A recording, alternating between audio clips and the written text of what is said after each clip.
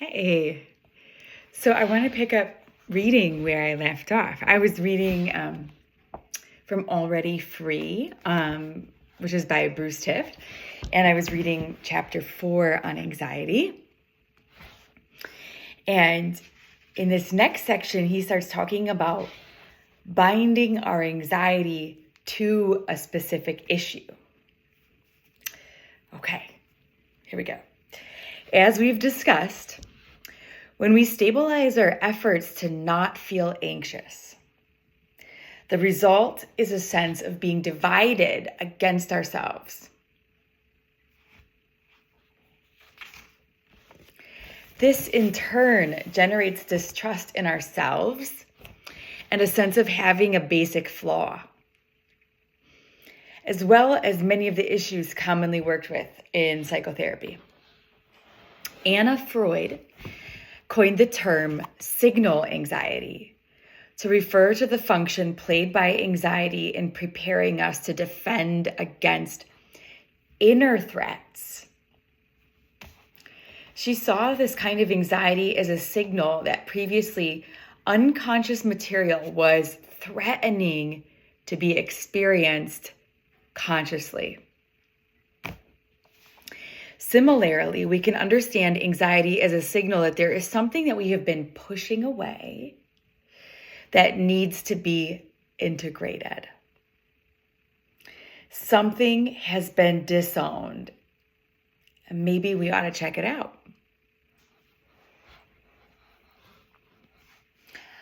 I was just listening to it was really cool, this YouTube video a guy had created about pain. And he was really talking about a client that he had who had a pain in his back, and it was going on like 8 months now. And so the pain at this point, whatever had been hurt, was probably healed. And he was actually probably working with neuroplastic pain more than actual damage to the tissue. And neuroplastic pain is created when we have a pain and then we feel scared of that pain. And so we generate scary thoughts about it. And every time we feel that pain, we think those scary thoughts. And so then we start, the body actually, our level of pain is more about our brain's sense of how much threat we're under than it is about actual damage to the tissue. And so if we have a pain and we think scary thoughts about that pain, the brain will amplify the sensation of pain, not because there's been more damage, but because of the perceived level of threat. And so at this point, for this person, he really needed to start to do some brain retraining. And because he was dealing more with neuroplastic pain than actual tissue damage. And it's not that the pain that he's feeling isn't real. Like, it's very much real. It's just not connected to actual tissue damage anymore. And so this person had begun to design a lifestyle where he didn't have to feel that pain. And so, there were certain positions that caused it, and he just never did those positions. There was certain situations that caused that, he just never did those situations. And so, he spent most of his time lying down with a little lumbar support, and he's going on 8 months, right? And so his life is getting smaller and smaller and smaller because there's only this many situations that he can do where he doesn't experience that sensation. And so this guy said that this YouTube person was saying that this person has an avoidant style. He's really avoiding that pain. And he talked about his daughter and how his daughter was feeling convinced that there was monsters in the closet. She was real little. And so she was never wanting to look in there, never wanting to go near the closet, but that the more she didn't look in there and the farther and farther away from the closet she stayed, it actually kind of built the fear And so what he did was start to expose her. Like he would look in there and be like, oh, there's no monsters, and slowly kind of build her capacity to go look in that closet and realize there's no monsters in there. And so she didn't have to build a life avoiding that closet. She could actually explore and go find out. And so her life could stay big. Like she didn't have to live a life where there was never any closets, or she could never go near any closets, or she could never actually fall asleep because the fear that there might be something in that closet. Like she now has the capacity to go take a look. And so he was talking about this person and like, okay, now at this point in time, 8 months in, it's time to start to experiment with movements and start to see how many movements you can do that are safe, and really build that movement repertoire and start to really experiment with those movements and start to really sense into that pain and get to know it a little bit more. And so that way that he could start to build a sense of safety into his system, and that threat response could start to go down, and then the brain would stop sending such intense pain signals, and he could start to open up his life again. And so I think that when we have anxiety, I was just working with somebody like a year ago, and she was like a teenager and experiencing anxiety, and I was showing her some ways of like really, like basically opening the closet, like going in to see the monsters, like how to sense into it and feel it, and how to create a sense of enough safety in order to actually experience what she was feeling. And she did it, and she did it successfully, and her system was able to really calm down, and I was so excited. But she was definitely an avoidant style. She definitely would rather just like distract herself, of like, if I just think about something else, or if I just get like really busy, or if I just, work out really hard. And I think for me, as somebody who has experienced burnout and chronic fatigue, and like just segments of life where I'm like really, really tired, I've had to like really face that that pattern of avoidance is like not sustainable. And so there came a time, at least for me, where I was like, I can't keep up the running from this thing. Like I can't keep doing the pattern that makes this anxiety go away. And it started with like food and exercise. Like I was so terrified of getting fat. And so it's like really limiting my diet. But then there was like fatigue coming from not getting enough nutrition. And so, really just needing, like I couldn't keep it up. Like I had to get that nutrition in my system. And then it would go into like the exercise realm, where I would just be exercising because I was afraid of the fat cliff, of just that edge that if you get a little close, then you just like fall off, and it's like, whoo, doom. And I was exercising so much, I was hitting fatigue, and it was like I needed to find a way to be with the anxiety about my body and how it felt to be in my body, and not have to go on these incredible regimes in order to keep that anxiety at bay. And those regimes are like a giant distraction, really. They were designed to make it so I didn't have to feel those feelings, but they came at such a high cost, I couldn't keep them up. So, anyways, I love the parallel of pain, because I think we can all really relate. And like when we first have a physical pain, it kind of is good to avoid it. Like if we cut our finger or something, if you keep cutting it, it's just going to get like worse, and the pain sensitivity is going to go up, up, up, up, up, up, up, up. So it's like we kind of have to let it heal. But then there's this era where we sort of need to get into exploring and finding a new way forward that isn't avoidant. It isn't about making our life smaller and smaller and smaller in order to be okay.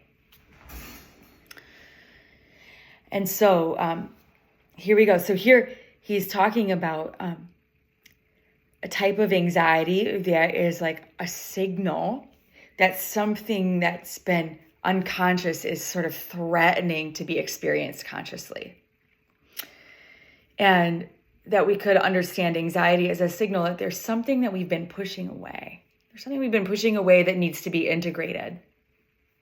Something that's been disowned. And maybe we ought to check it out.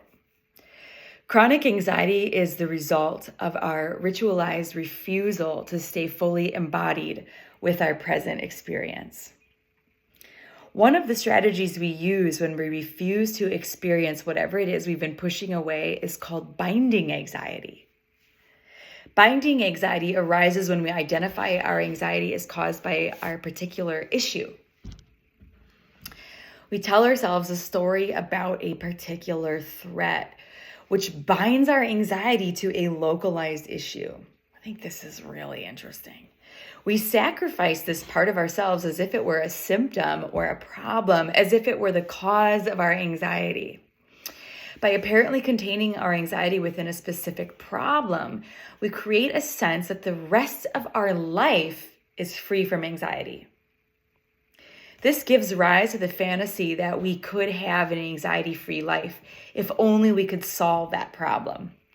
If there's a cause to my anxiety, there must be a solution.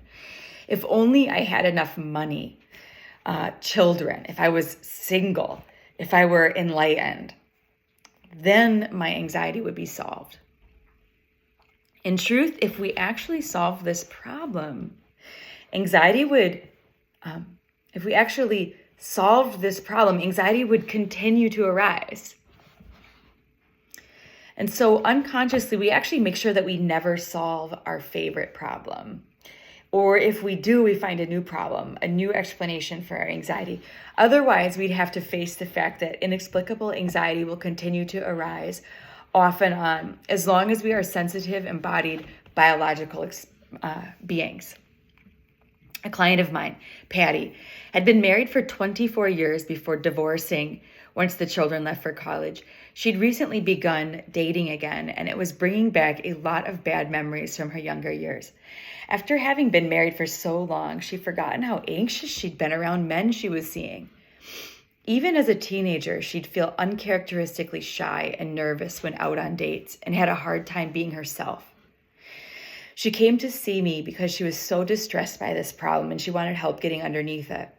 Of course, she didn't much like what I had to say. I suggested to her that perhaps by focusing on this repetitive, apparent problem, she was distracting herself from a deeper vulnerability. She could pin her generalized human anxiety on the issue of dating. I'm anxious because I have a date this Friday night and I don't know if I should cancel. She could say, I'm afraid I'll get a panic attack if only I could meet the right man. So I should stop dating. Then I wouldn't be anxious. Because dating is the cause of my anxiety, I'm really not that anxious in other parts of my life. Like most of us, Patty believed that the generalized anxiety she felt about being human was bound up in this one familiar issue. In our discussions, it became clear that during her marriage, she had not been free of anxiety. Instead, she had explained her anxiety as being caused by her natural concerns about her children, finances, and so on. Patty, of course, probably had some very real history about her relations with men, perhaps beginning with her father, but her history is in her past. It's not causing the present anxiety, even though it may be triggering it. But now she's an adult, and it might be useful for her to learn to have a relationship with anxiety as anxiety without explanation. I worked with Patty on developing a willingness and ability to stay present with her anxiety whenever it might arise. While not easy, she found that she could do it. She also began to see that a refusal to stay embodied with her own disturbance was a type of self-abandonment. This refusal to be intimate with herself made it very threatening to explore the possibility of being intimate with a partner. She took on the practice of including the experience of anxiety as a valid part of any experience of intimacy. She started counting on it rather than treating it as a problem to be solved before a relationship could be possible. Most of us would rather do what Patty was doing, projecting all of our anxiety onto one single issue. We don't seem to be ready to welcome anxiety into our everyday lives as if it were a necessary, valid experience. We may understand that anxiety has served for hundreds of millions of years as a useful signal of imminent threat to survival. But who wants to be aware of feeling that their survival is threatened? That experience is very disturbing. Therefore, we have a strong motivation to get out of that anxiety. If we can escape our anxiety, then we will feel safe. But just because we feel unsafe doesn't mean that there's a real threat. And just because we feel safe doesn't mean that we actually are. Some types of therapy, in fact, emphasize the need to feel safe in order to work with one's vulnerabilities. It seems true for many situations that a specific environment is needed for specific work. Just as we want a sterile operating room for an operation. I don't have expertise in working with trauma, but my sense is that feeling safe is very important when investigating traumatic organization. Although this safe environment is very accurate as a temporary experience, it may be easy to then think that feeling safe is a requirement for engaging with one's life. But there is another possibility, which is to develop a confidence in our willingness and ability to experience our fear, anxiety, and negativity, and to work with whatever may arise in any moment. Perhaps a confidence based on our own capabilities, our own capacities. Okay, I'm going to read that again because I kind of muddled it with my words. He says, perhaps a confidence based on our own capacities will be more reliable than a feeling of safety that is dependent on circumstances that we really have little control over. This is reminding me, I was listening to a great podcast about making decisions. And I think that this really actually applies here because very often, I think, at least for me, I can get caught in making a decision based on trying to avoid some problem or some, like in the pros and cons, some con, or trying to avoid a feeling of anxiety, basically. And I listened to this great podcast where she was talking about Odysseus and how Odysseus wants to hear the song of the sirens. And I don't know if you know this story, but the sirens are really famous for, they sing some type of song and they lure seamen to the shore of their sort of island that they're on. I don't know if it's an island. I always thought it was an island. But then they crash their ships in the rocks and die. And so Odysseus really wants to hear this song of the sirens. But he doesn't want to crash his ship and die. And so he gets this crew together and he tells them, you're going to tie me to the mast and tie me really securely. And,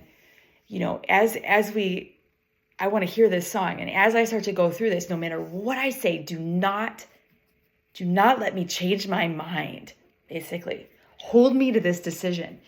Do not, no matter what I say or do or plead, like, keep me tied there. And he has them all plug their ears with something so that they can't hear the song of the sirens. And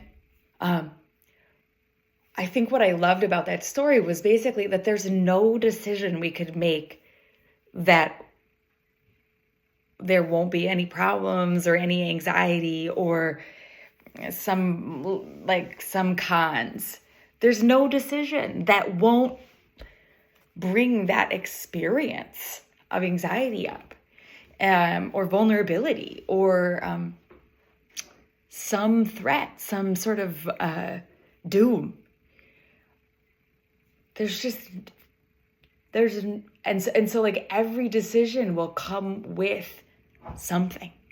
And so I really loved that, because when I get caught, it was like, especially when there's something I really want to do and I find myself vacillating on making a decision to do it just because I'm afraid of something that potentially could happen that feels scary. And I just remind myself, like, there's no decision I could make where there is absolutely no threat or like nothing scary. And so I try to be like Odysseus there, I'm going to make a choice and I'm going to just commit to the experience I have. And, like, tie me to the mast and, get my team of support. And so when he says perhaps a confidence that's based on our own capacities will be more reliable than a feeling of safety that's dependent on circumstances that we have really little control over, I just love it. There's more here. The next thing is binding anxiety in groups.